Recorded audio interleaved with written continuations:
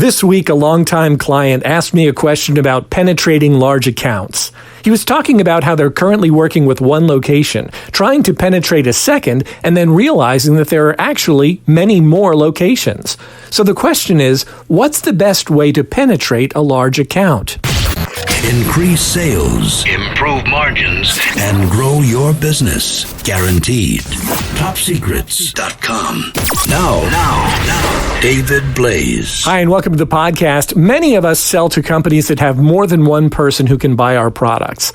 Some of those people might be in the same department as our client. Some might be in different departments. Some might even be in different divisions, locations, or related companies.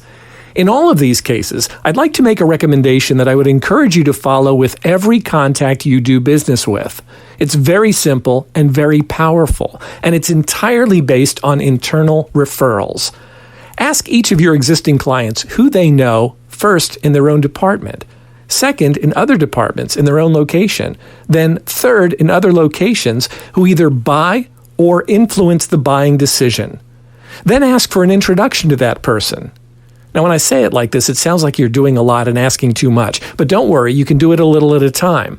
Of course, if you already know you're dealing with a business that has just one location, you can leave out the other location reference. But still, ask about other people in their own department and other departments.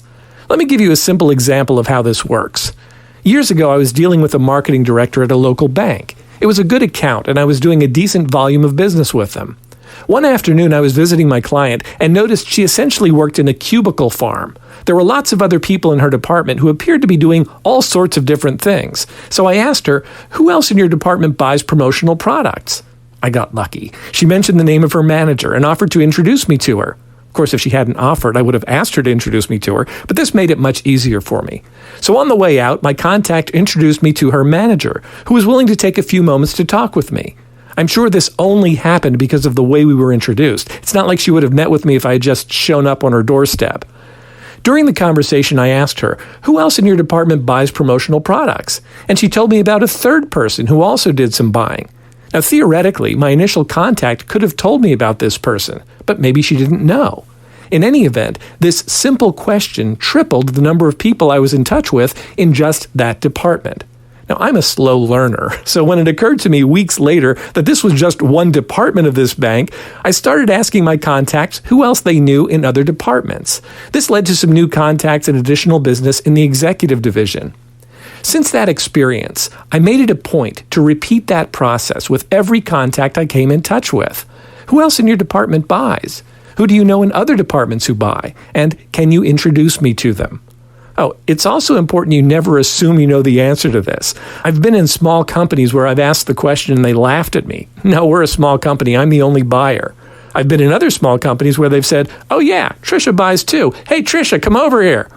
The most critical part of this process is to repeat it with each person you come in contact with. It's a terrible analogy, but the goal is to spread yourself throughout the organization like a virus. Viruses spread from cell to cell, organ to organ, and system to system.